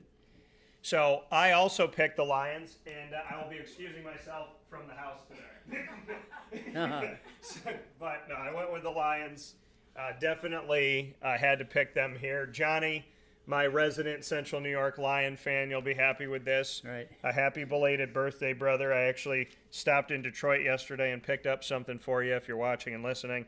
And definitely love the fact that Johnny and Aaron are in one of my fantasy football leagues at the Wildcat Sports Pub on 3680 Milton Avenue, Camillus, New York, our exclusive home for fantasy in Central New York. And they've been with me for many years. And for the first time ever, right before I came down to Florida this past Sunday, August 20th, my godson and my little nephew, Noah, he came to his first ever fantasy draft, and he made his own team, and he gave it to me kind of on the side there for fun. So I want to give a shout out to Noah. We are picking the Lions because next to the Jaguars, arguably the most improved team last year. Right. In the NFC South, we have the Saints, the Bucks, go Kyle Trask, go Gators. We have the Bucks, the Saints, the Panthers, and the Falcons. This division could be the division where someone's trying to get to 5 wins. This is terrible. This is a terrible division too. But someone has to win it. I think the new regime covenants New Orleans. I think New Orleans can handle it. So again, PJ and I did not unveil these to each other before. You just heard them, and we went 100% in the NFC. Both choosing the Eagles, the Niners, the Lions, and the Saints. I believe in the Saints. That has to go with my belief in Derek Carr, best quarterback they've had on their team since Drew Brees. So we agreed on every single divisional champion except for the AFC West, where I chose the Chiefs and you chose the Chargers, which leaves us to the AFC and the NFC wild card. And in these wild cards, PJ, we get to pick 3 teams in the new wild card system. So as we look at the wild card, these are the teams that we have to pick from. We have the Dolphins, the Patriots, the Jets, the Steelers, the Ravens, the Browns, the Texans, the Colts, the Titans, the Raiders, and the Broncos. We get 3, right? We get 3 in the AFC. Okay. One of them, let me see. Boy, this is a tough one. One of them is going to be the Ravens. Yep. I agree with you on that. So we both picked the Ravens. One of them is going to be Kansas City. You got Kansas City in that one. Okay, I already picked them to win the division, so I'm going to put down Kansas City for you. Right. I picked the Chargers. I'm sorry. So yeah, right. You picked the Chargers to win the division, so the Chiefs are going to be in the wild card. Yes, that's what I meant. And I think there's no way that anyone's going to get out of our division with the Jaguars on it. I think one more team, huh? One more team. Jeez, this is awful. You got Aaron Rodgers sitting out there. You got Tua sitting out there. No, if he stays healthy. No, Tua ain't going to make it either. I'll put the Jets in there. All right. If the Jets wind up 8-9 or 9-8, maybe they'll slip in. Yeah. So I am putting the Ravens as one of my wild card teams. These are in no specific order for the wild card. I'm putting the Ravens in. I'm putting the Jets in. And oh gosh dang it. So my wild card, I think the Steelers, the Jets, the Dolphins, the Ravens, the Chargers will all be fighting for these 3 spots. So I think the Dolphins, if Tua stays healthy, the Dolphins are in. But that's a big if, unfortunately, and God willing, he will stay healthy. Right. I got the Jets going in. I got the Ravens going in. I think the Steelers got a shot. I think the Chargers got a shot. But I'm going to go Jets, Chargers, Ravens to get in the wild card, which is almost the same as yours because we both picked Jets and Ravens, right, and we both picked another team from the AFC West. Right. You picking the Chiefs. When you picked the Chargers to win the division, I picked the Chiefs to win the division, so I'm picking the Chargers as the wild card. So similar there. In the NFC, we have to pick 3 teams. And so in the NFC, our available teams, since we picked divisional winners the same, our teams available in the NFC to make the wild card, according to our predictions, are the Seahawks, the Cardinals, the Rams, the Bucks, the Panthers, the Falcons, the Vikings, the Packers, the Bears, the Giants, the Commanders, and the Cowboys. Again, not to belabor the point, but the AFC has so many teams, and the NFC looks kind of like a graveyard right now. It sure does. My goodness. At least to start the season. I'll throw the Giants in there. All right. PJ's going to put the Giants in his wild card for the NFC predictions. Okay.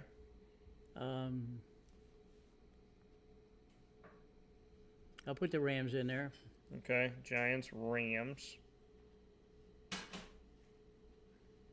And I'll put Minnesota in there. And the Vikings. Okay. I am putting the Vikings, so I'll agree with you on that.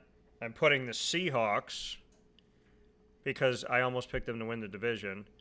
And I'm going to put... Oh, this is fugly. Nobody else from the NFC South. Can't put the Cardinals. I can't put the Rams. Boy, not the Commanders. So mine would be between the. No, I already picked the Vikings. Mine would so I guess by process of elimination, I'm going to put the Cowboys in. So we both picked the Vikings in the NFC to make the wild card. We both picked another team from the NFC West, and we both picked another team from the NFC East, just different. So PJ and I are either exactly the same or within the division.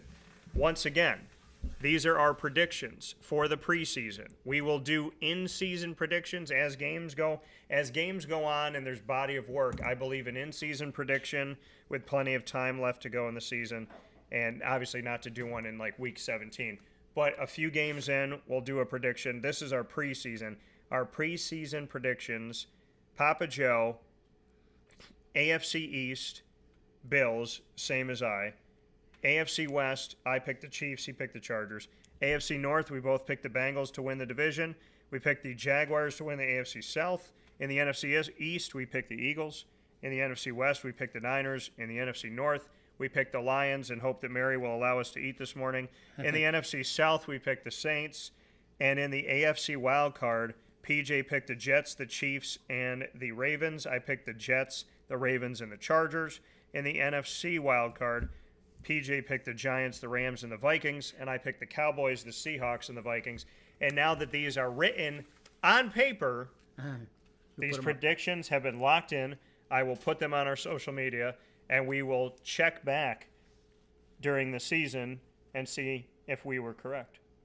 Sure, it's going to be fun, as usual. The last thing I have to do before we take this buffet of topics and turn it into a buffet of bacon and pancakes. We have to eat. We have 9 minutes. I'm unleashing you on Major League Baseball. Oh, okay. Even though I have to sit here and smell this food right now. I don't have to. It's not that I don't have a lot to say. I just want to be able to.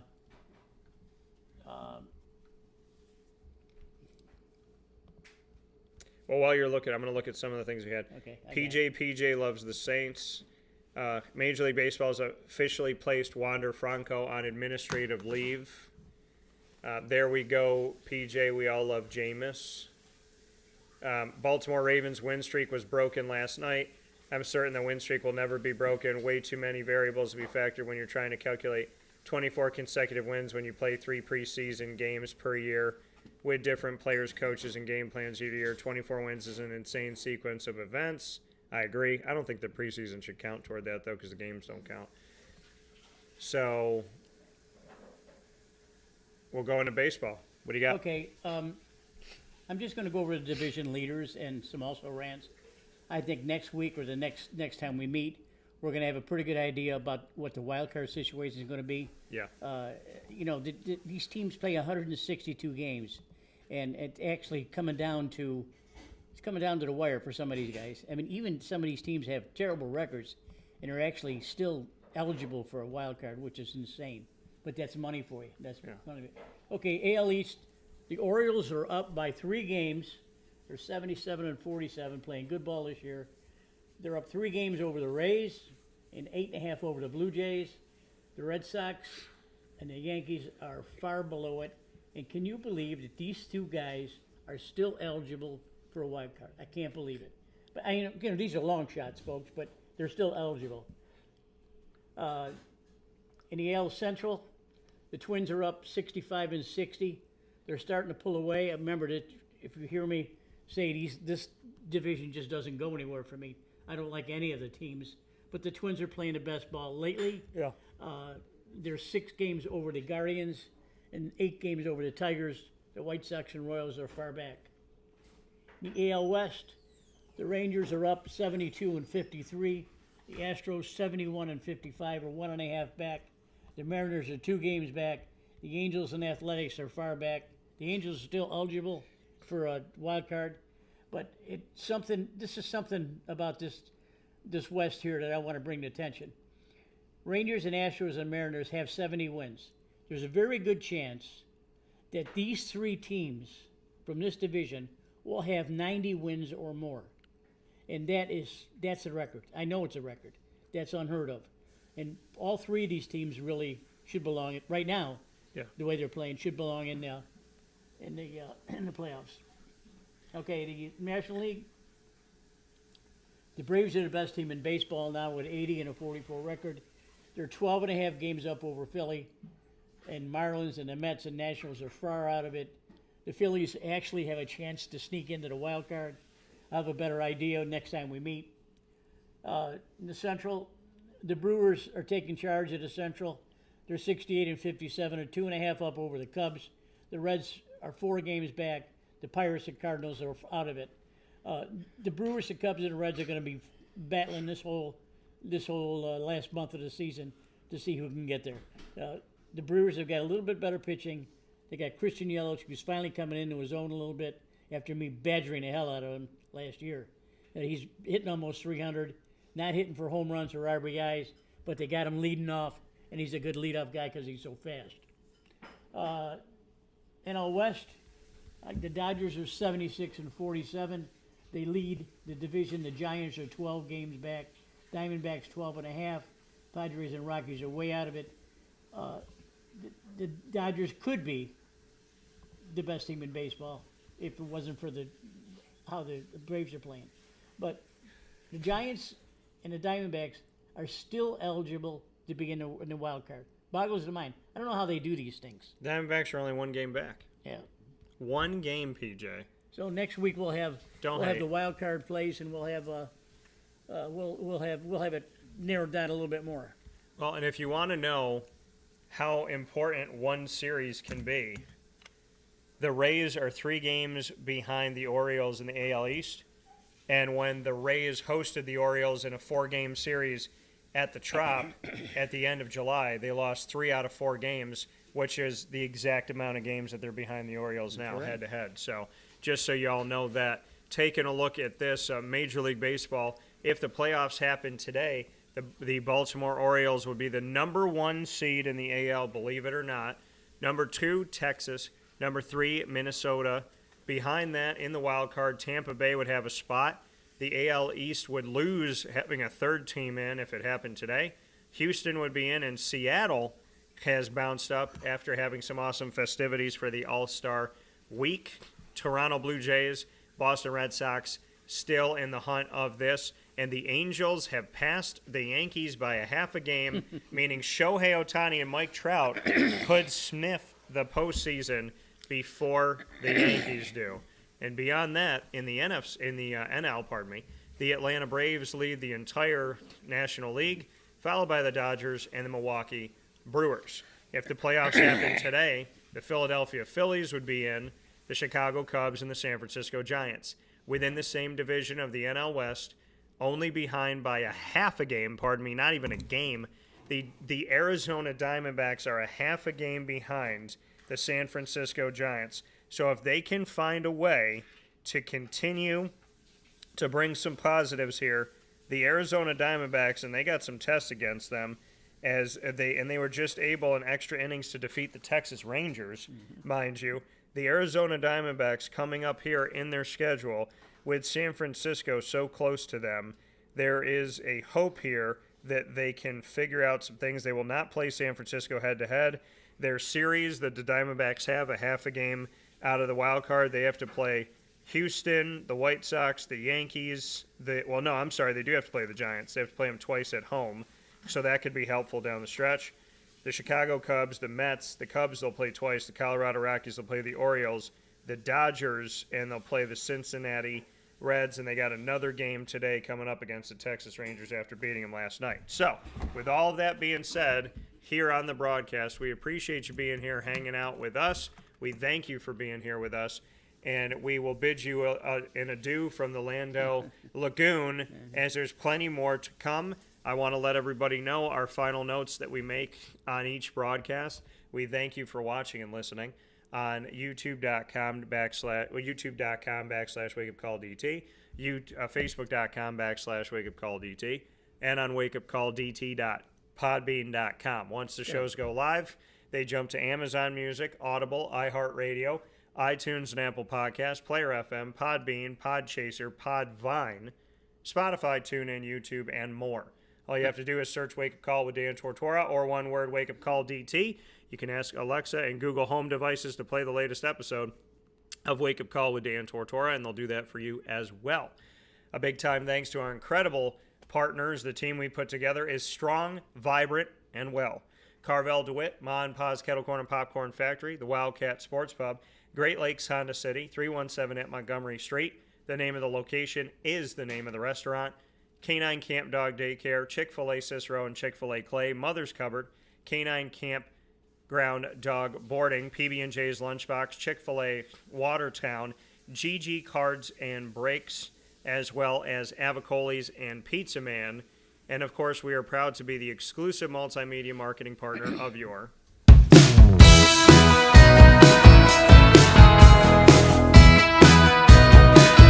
Lemoyne College Dolphins. It's Fins Up every single month on Wake Up Call, and tomorrow and every Wednesday at 9 a.m. Eastern Time is Dolphin Time. You could jump into our AD and DTs every first and third Wednesday of each month at 9 a.m. Eastern Time exclusively on Wake Up Call with Athletics Director Bob Beretta and myself, Dan Tortora, a.k.a. DT. The Dolphin Dive, which will come to you tomorrow and every second and fourth Wednesday, dives into the stories of student athletes, coaches, administration, alumni, future Dolphins, future Dolphins and alumni as well. And you could check out all of our content with the Dolphins by going to youtube.com/wakeupcalldt and clicking subscribe. For more information, go to LeMoyneDolphins.com, and as always, Fins Up.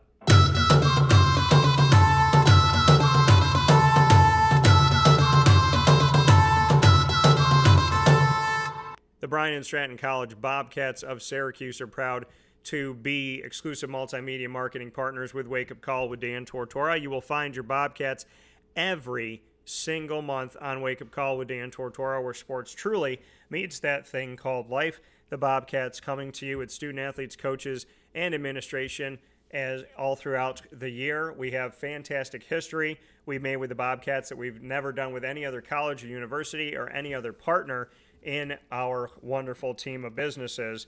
And you can find them by going to youtube.com/wakeupcalldt. For more information, go to syracuse.bscbobcats.com. And as always, go Bobcats.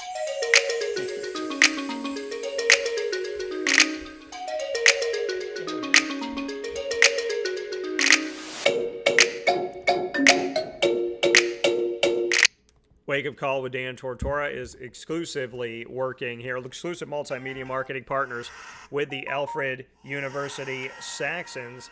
The Saxons coming to you every single month on Wake Up Call during Saxon time on Mondays at 10:30 a.m. Eastern Time. The Presidential Perspective comes to you every first and third Monday of each month, exclusively on Wake Up Call, featuring President Mark Zupan.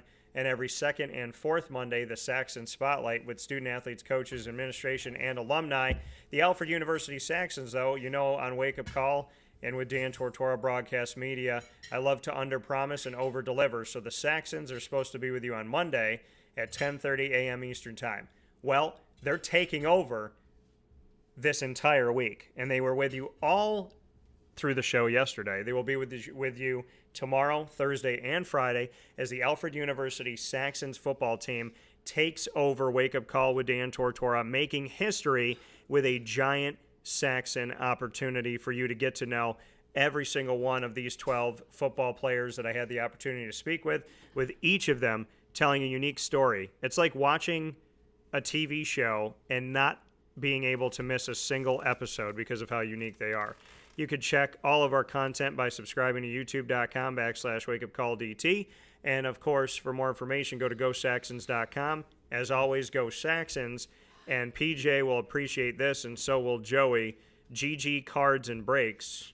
GG Cards and Breaks. Like, comment, subscribe. GG Cards and Breaks is the partner that we have in the sports card world. I feel so honored and privileged to have this sports card place right around the corner from Lincourt Bakery, 639 Delmar Place in Syracuse, New York. As a kid, I could have walked here, and it's right off at Teal Avenue, open 7 days a week, 10 a.m. to 6 p.m., Monday through Saturday, and on Sundays from 10 to 5. GG Cards and Breaks offering you singles, packs, and boxes, as well as cards from every single Major League Baseball, NFL, and NBA team. They also feature soccer cards, hockey cards, and so much more. This is a place unlike any other sports card establishment It gave me something I never thought I'd have again, which is the feeling I had when I was a kid walking through a card shop with people that truly care about you, love the hobby, and are genuinely good human beings. GG Cards and Breaks isn't just a sports card place.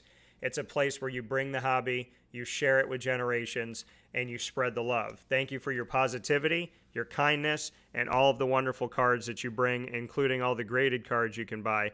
GG Cards and Breaks.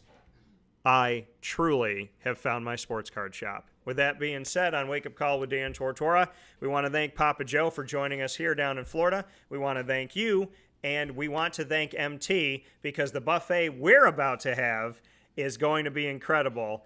Thanks to all of the conversation on the SEC, college football, the NFL, the Jaguars, and of course, Major League Baseball. Plenty coming up from Papa Joe all throughout the year, and then some, and plenty coming up from Wake Up Call. So stay tuned. Facebook at Wake Up Call DT, Twitter at Call DT, and Instagram at Wake Up Call _DT. As always, folks, God bless. No stress. Do